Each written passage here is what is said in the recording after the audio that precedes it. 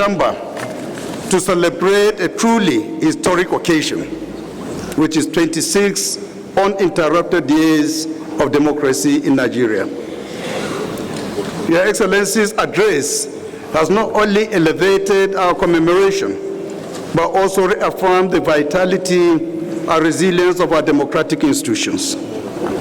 On behalf of the National Assembly, I express our profound gratitude for the honor given to us by His Excellency, the President and Commander of the Armed Forces of the Federal Republic of Nigeria. Your Excellency, thank you so much. We are honored. I will not take this honor for granted. We recall with reverence the historic events of June 12, 1993, a day when Nigerians across all divides united to affirm their collective will of democratic governance. We also salute His Excellency, President Bola Ahmed Tinubu, who himself was a frontline crusader in the Nadeco pro-democracy struggle. You are one of the patriots who labored so that democracy might thrive. And now you lead our nation under the banner of renewed hope. Your story itself is that of the triumph of democracy. Over the past 26 years, the National Assembly has served as the guardian of our democratic institutions. In 2006, we rejected the third-term bid. In 2010, we invoked the doctrine of necessity to ensure uninterrupted governance, and we have championed constitutional and electoral reforms subsequently. Since June 2023, under President Tinubu's stewardship and the 10th National Assembly, we launched an 8-point legislative agenda, fully aligned with the renewed hope agenda. Within 2 years, we have reviewed 2,263 bills. Of these, 65.3 have passed second reading, while 186 have been successfully passed. A total of 51 bills have received presidential assent, marking an unprecedented milestone for any president in his first 2 years. Congratulations on that feat, Mr. President. Our legislative efforts have yielded measurable progress on multiple fronts. In security, we allocated 6.11 trillion, representing 11.1% of the 2025 budget, to the security sector. The Defense Industries Corporation of Nigeria Act 2023, signed by the President, has set Nigeria on the path to self-reliance in arms production and logistics. Similarly, the Control of Small Arms and Light Weapons Act 2024 has tightened regulatory loopholes in arms control. It is expected to significantly reduce the illicit circulation of small arms and light weapons across the country. On the economic front, we supported the removal of subsidies and the unification of foreign exchange windows. We courageously passed legislation targeted at tax reforms. Cumulatively, these actions, along with the bold decision of the President, are boosting investor confidence, increasing federal revenue, and augmenting state allocations. In April 2025, Nigeria met its OPEC production quota of 1.486 million barrels per day. This is the first time Nigeria has met its target since 2021. Through legislative measures, we have supported and accelerated the President's infrastructure revolution. Funding for infrastructure rose to 8.16% in 2025, sustaining 440 ongoing road projects, including the Abuja-Kaduna-Zaria-Kano corridor and the Lagos-Calabar Coastal Highway. In the social sector, allocation to education increased from 5.7% in 2021 to at least 8.2% in 2023-2024. The Student Loan Act has empowered over 500 students. Mr. President, with legislative support, you have established on record 10 new universities, polytechnics, and specialized institutions. This is the highest of any president in his first term. We are committed to providing funding to these institutions to ensure a smooth takeoff. Health allocations increased to 5.46% in 2024, resulting in the revitalization of 4,000 primary healthcare centers and clinics nationwide. We also supported the implementation of 70,000 Naira minimum wage to reinforce social protection. The House of Representatives has actively conducted oversight of executive agencies to ensure that laws are implemented and that development funds are allocated properly. The House Public Accounts Committee has reported recoveries exceeding 61.5 billion in outstanding debts owed to the federal government by oil and gas companies. A very big commendation to our Public Accounts Committee. Thank you, Honorable Salami. We have also deepened transparency through our biannual youth and women's town halls, an annual live televised citizens interactive session, and the annual House Open Week. We're excited to announce that the next Open Week is scheduled for July, and Mr. President will be honored if you could join us and officially declare the event open.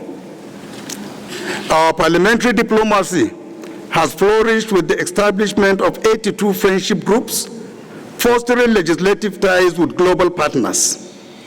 Collaboration with civil society organizations, including UNDP, PLAC, UN Women, CAS, and YAGA Africa, have enhanced our expertise and promoted inclusion.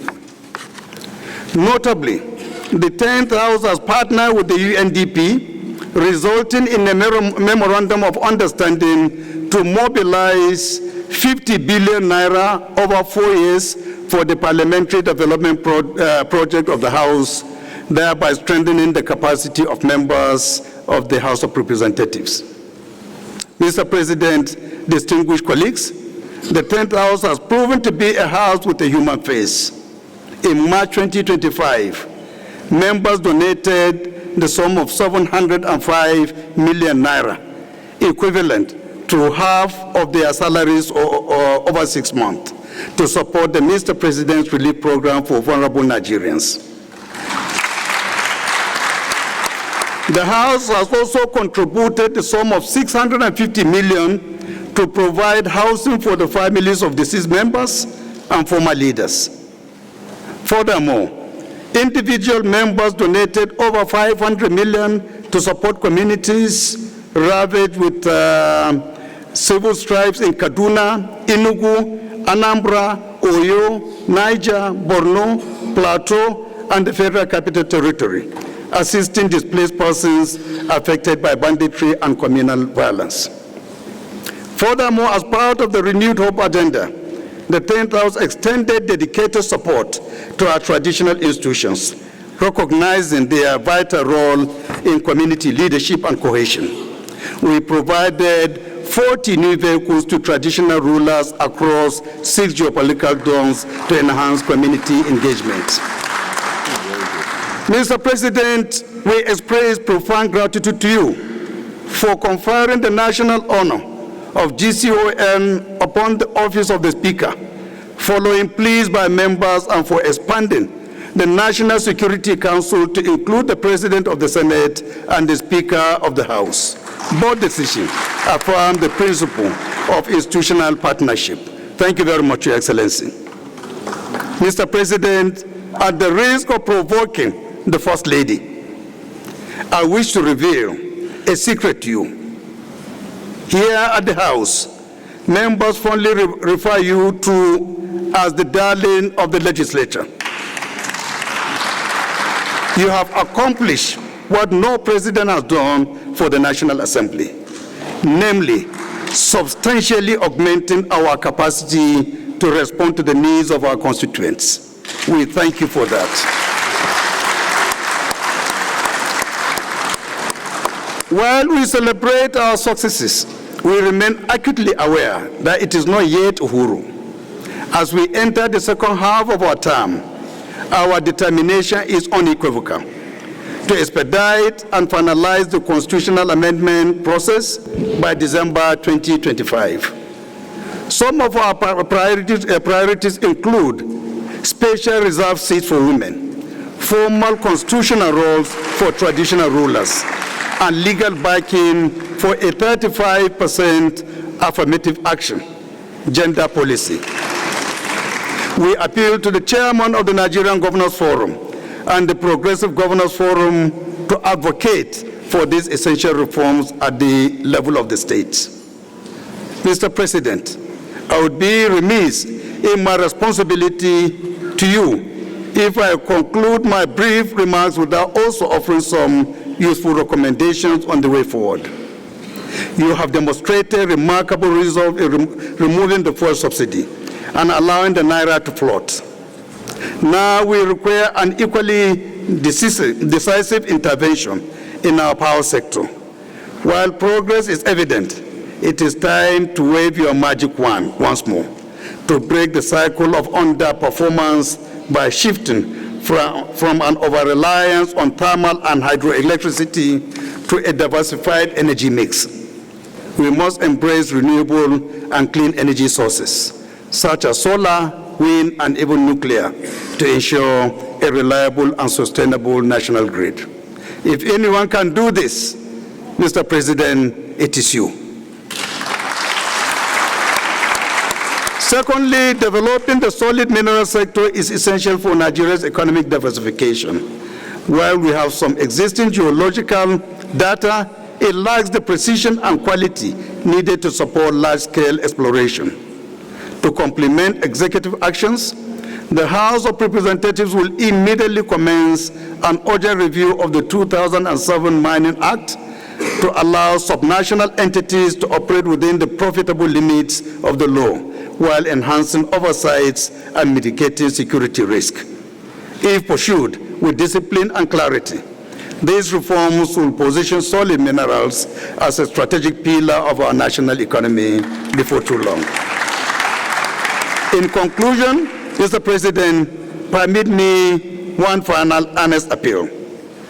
Today's ceremony has been truly magnificent, and you have achieved what past assemblies could only dream of: an annual address by the President to a joint session of the National Assembly.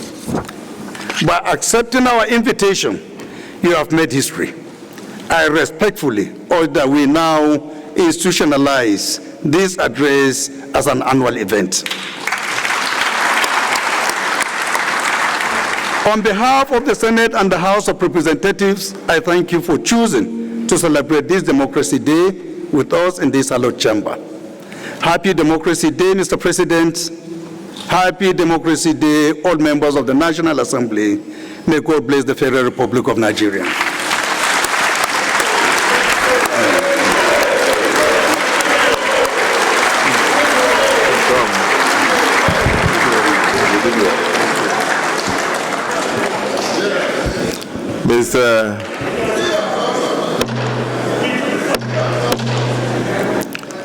Mr. President,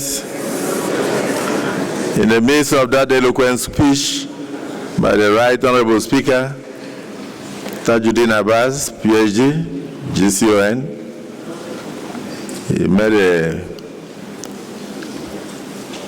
he raised a motion that June 12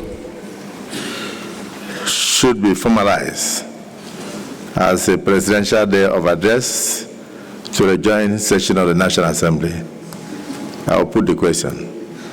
Those in support of the motion as moved and seconded by the Senate President say aye. Aye. And those against say nay. The ayes have it. Mr. President, that is the motion of the National Assembly done in your front. Right Honorable Speaker, thank you. The statistics do not lie. We are quite happy with the statistics you roll out.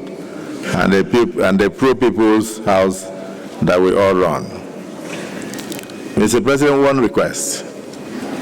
The honorees, the presiding officers, would like to have a group photograph with you right where you are before you depart. Then a slight announcement. Mr. President will now proceed after the group photograph to pay the usual respect to the hallowed chambers in this joint sitting, which is to take a bow to the presiding officers as well as to members. When he entered, Mr. President's handlers brought him straight to the chair. Whenever he enters the chambers, as a former parliamentarian, he's used to paying the normal respect to the parliament. So he will do that. And thereafter, we'll have the national anthem. But upon the departure of the president, he will be led by just the selected few, the deputy speaker, the deputy senate president, and the house leaders. And all other senators and House of Rep members must remain seated. We are too organized for Nigerians to see us seemingly disorganized. I thank you. If Mr. President obliges, I will step down with the Right Honorable Speaker for the group photograph.